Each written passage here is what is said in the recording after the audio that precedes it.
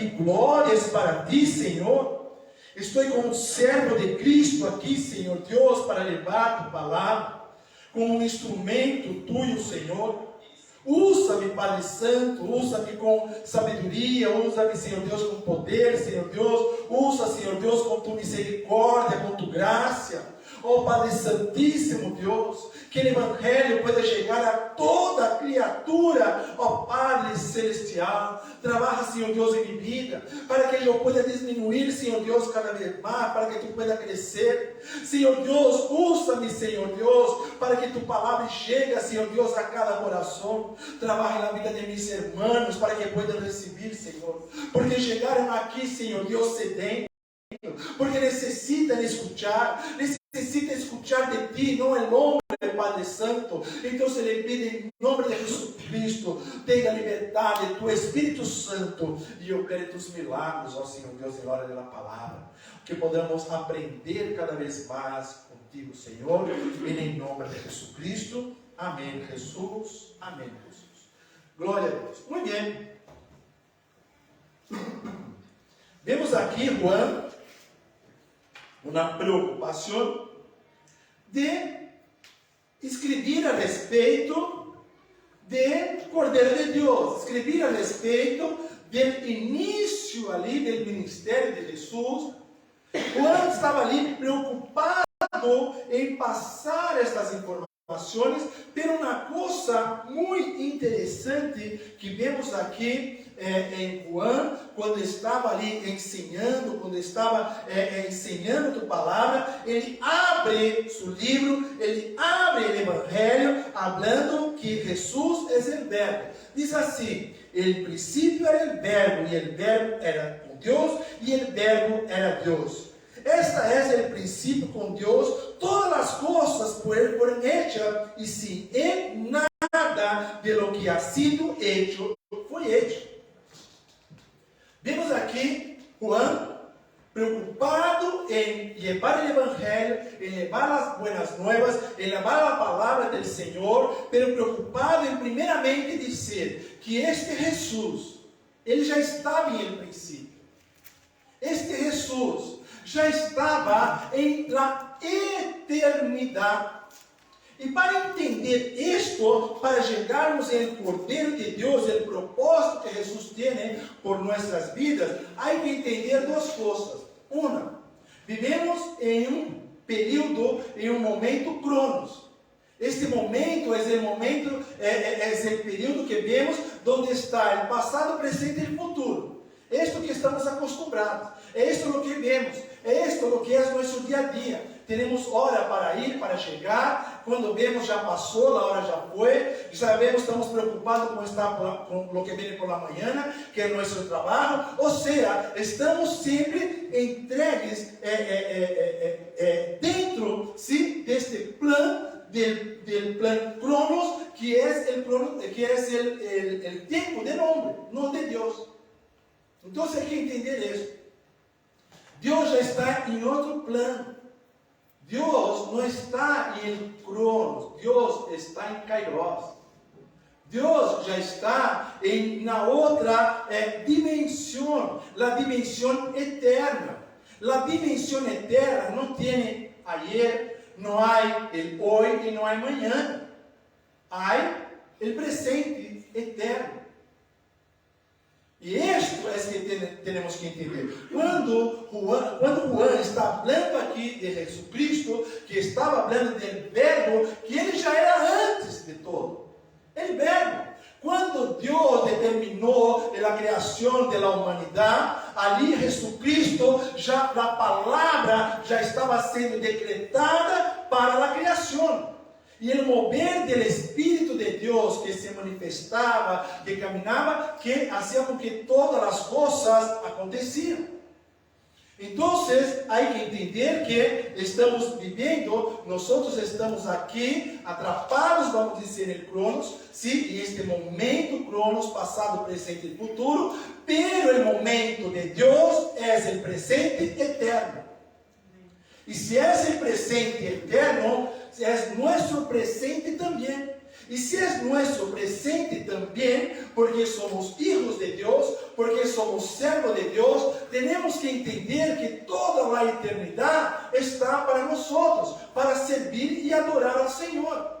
Não estamos atrapados em cronos. Por quê? Para chegar em tempo que já não estamos mais aqui. Estaremos em quê? Em Kairos de Deus. Estaremos em toda a eternidade.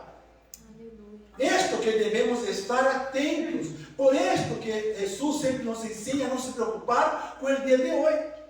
Não estar preocupado com o dia de hoje.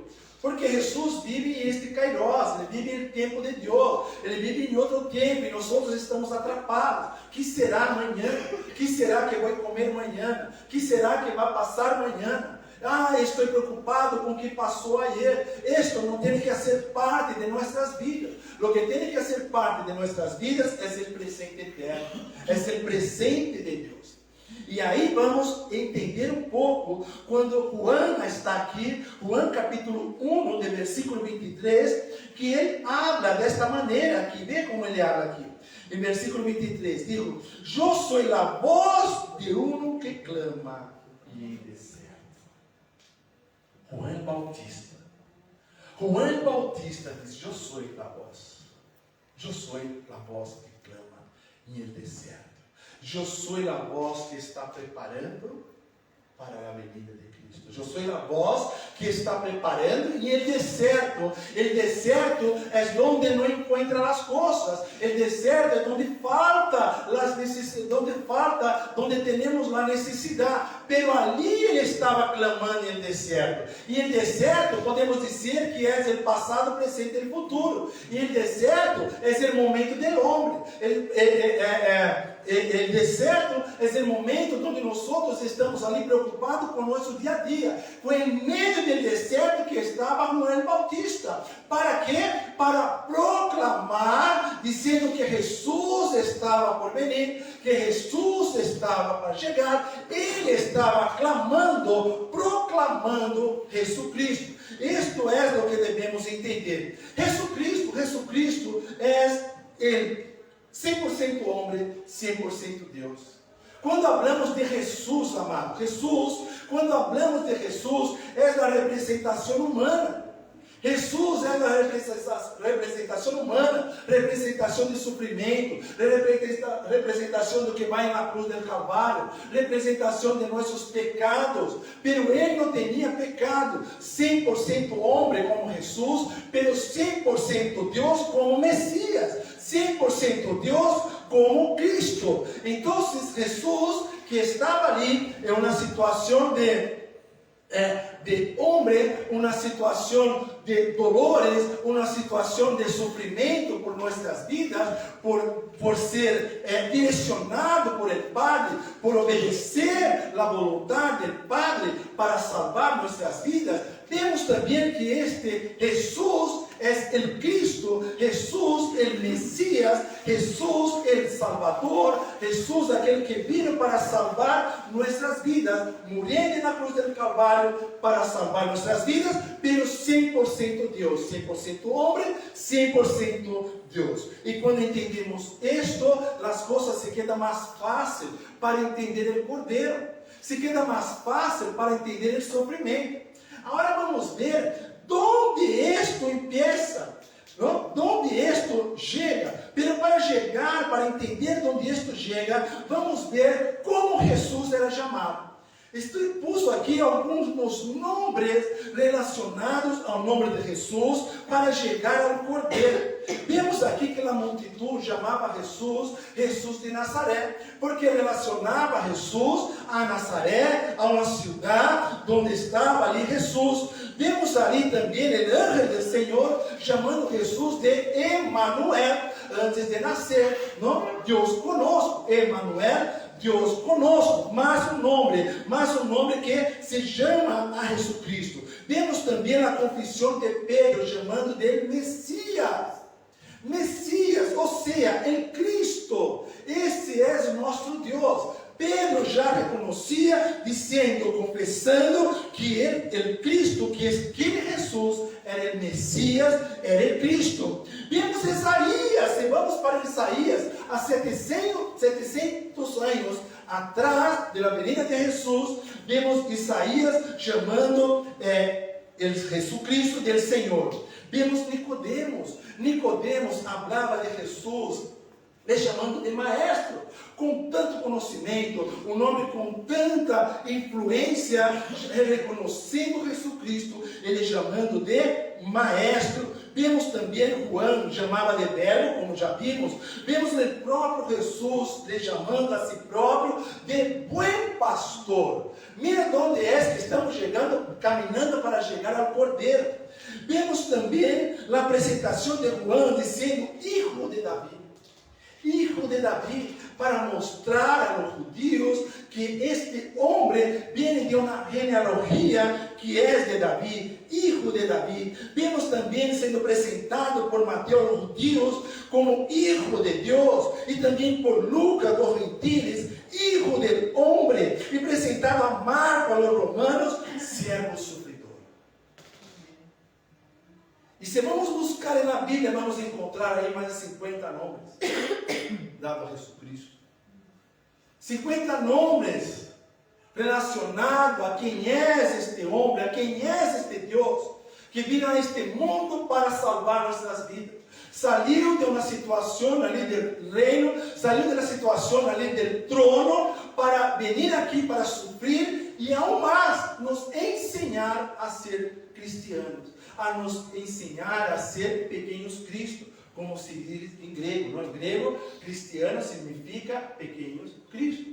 Então, ele vino nos ensinar a ser, através de las parábolas, não? Através de los milagros, sim, porque vem comprovar as profecias. Por isso os milagros não eram por casualidade, os milagros Jesucristo hacía porque havia que cumprir as profecias. Por isso os milagros, por isso passavam aqueles milagros. Então já podemos entender um pouco a respeito deste Jesus maravilhoso. Agora, para entender, temos que ir em Gênesis.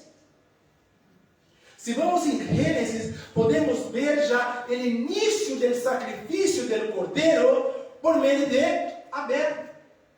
Abel foi o primeiro ali a hacer o sacrifício, a separar o cordeiro para Deus, a separar o melhor do que ele tinha de seu rebanho, para poder entregar a Deus, e Deus se agradava disso.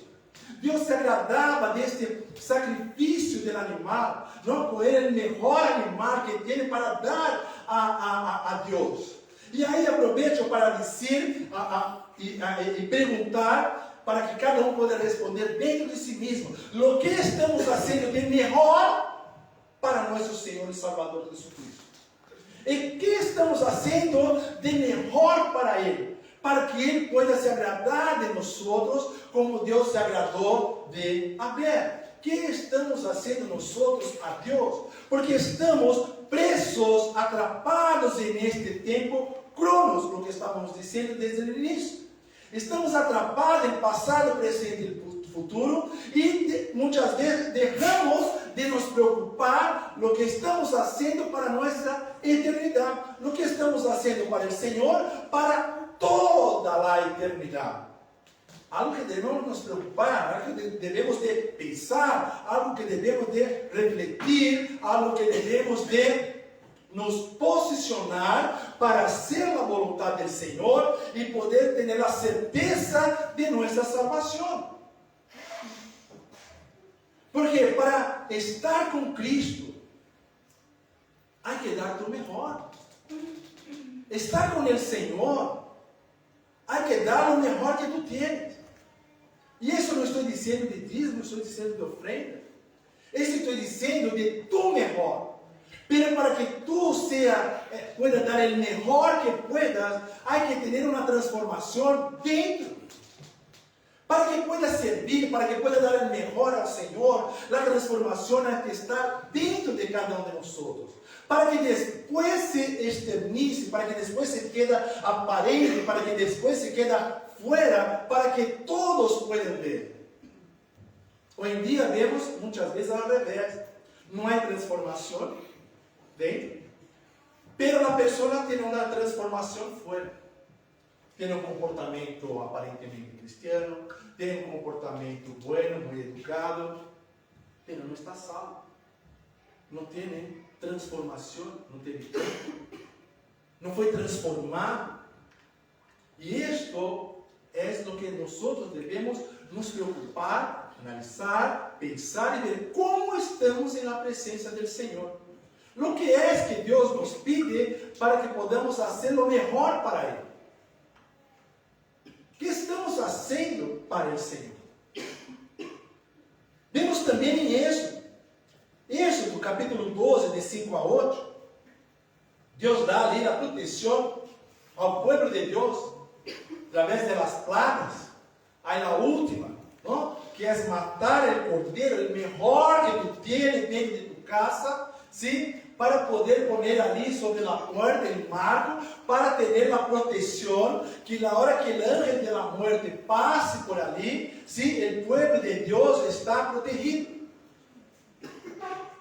Foi uma segunda situação que vemos tratando do cordeiro. Que isto depois passou por ordem de Deus para ser a Páscoa. ¿Sí? A representação da Páscoa, desta liberdade, ¿sí? de la muerte, do pecado de nós e da vida eterna de nós. Vemos aqui Moisés tratando com o povo de Deus, dando ordem a respeito, vindo diretamente de Deus, para que pudesse ajudar ao povo a se quedar livre de todo o pecado. Mas sabemos que quando tratava da época do tabernáculo, ¿sí? Tudo o que tratava ali do pecado, quando iam ali para se liberar do pecado, tinha validade por um ano. Não era uma validade eterna, teria validade por um ano. Tu levava um cordeiro ali para o sacerdote, o sumo sacerdote ali fazia o sacrifício, ¿sí? Depois a pessoa levava as carnes, levava para casa, comia a carne assada do cordeiro, para representar aí, se liberar do pecado. E vemos aqui também que Jesus nos ensina isso. O que Jesus nos ensina? A comer o pão, que é a representação do corpo de Cristo, que é a representação da carne assada do cordeiro. Porque se comemos, é porque hacemos parte desta comunhão com Cristo. Isto era a representação da época e hoje também é a representação, pero com Cristo. E depois de Êxodo, vemos Levítico também. Ofrendas, não só no tabernáculo, mas depois também em tabernáculo, mas depois também, mais adelante também, em templo. E o mais interessante vemos em Isaías, amado. Isaías, capítulo 53, de versículo 7. Aí empieza algo tremendo e poderoso. Hasta agora estávamos falando do que estava sendo a representação do cordeiro.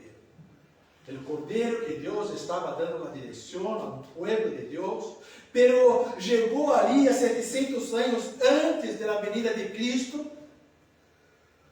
O Espírito de Deus falou com Isaías. Isaías profetizou a venida deste cordeiro.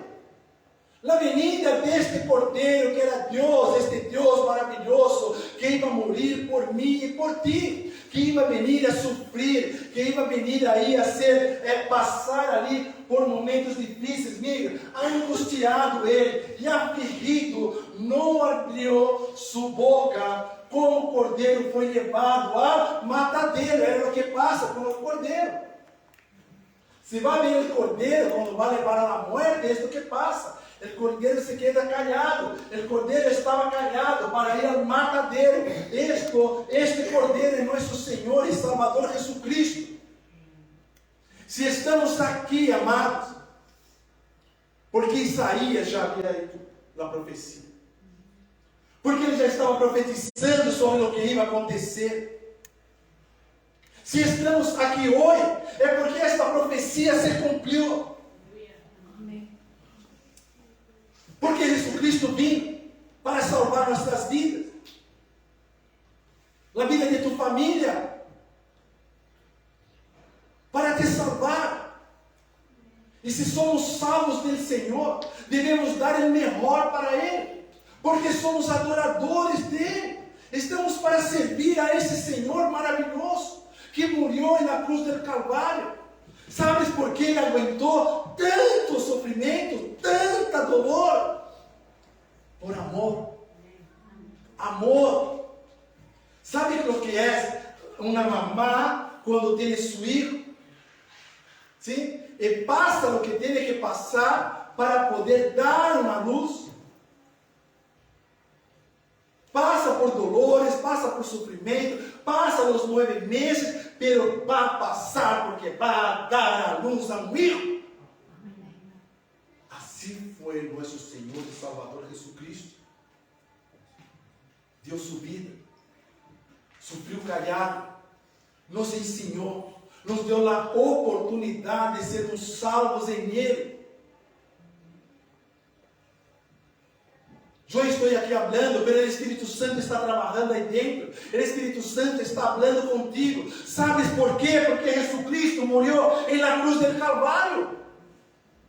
O Espírito Santo encontrou morada, vivenda dentro de ti e de mim. Somos templo do Espírito Santo. E o templo do Espírito Santo dá o melhor. Devemos dar o melhor ao Senhor, a nos entregar a Ele, a vigilar, a tomar cuidado, a hacer todo o que agrada ao Senhor.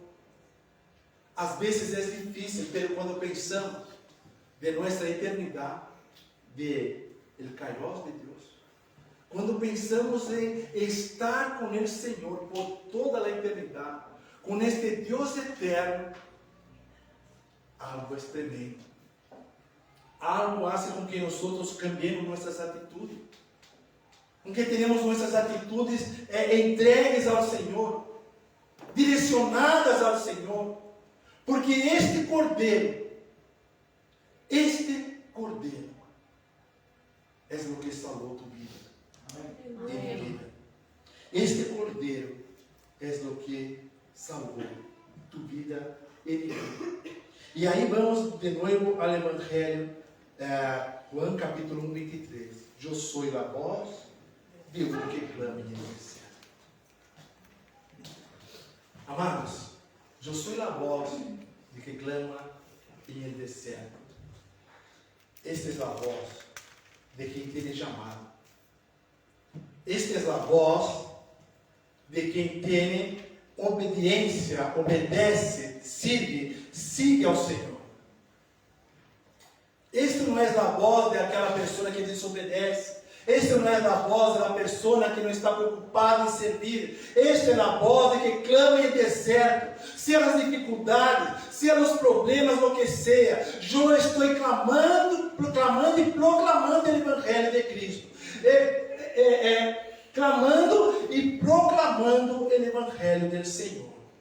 Deus conta contigo e comigo. Somos discípulos do Senhor para levar as boas novas. Deus conta contigo e comigo. Deus está esperando que nós podemos fazer algo por Ele, porque Ele deu a legalidade para trabalhar nesta terra a los hombres.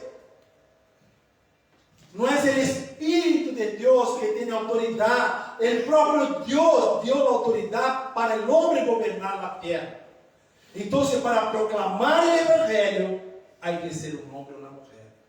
Para proclamar o Evangelho, há que ser eu e tu.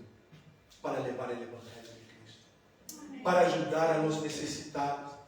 Porque enquanto estamos aqui, amados, glorificando ao Senhor, escutando a palavra, nos alimentando da palavra, nos manteremos mais fortes cada vez mais com a palavra, muitos morrem aí fora por não conhecer a palavra, por não ter a verdade dentro do próprio, delante de si mesmo. Pero nós temos a salvação. Nós somos salvos, porque Deus conta comigo e contigo para levar o Evangelho. Amém? Glórias a Deus. Aleluia. Jesus é nossa esperança. Jesus, nossa salvação. Jesus é aquele que nos conduz. Aqui está Jesus. Antigo Testamento, Jesus. Novo Testamento, Jesus. se seguimos sua palavra, estaremos tranquilos. Não só para a obra, mas também para a salvação. Vamos nos poner de pé em nome de Jesus.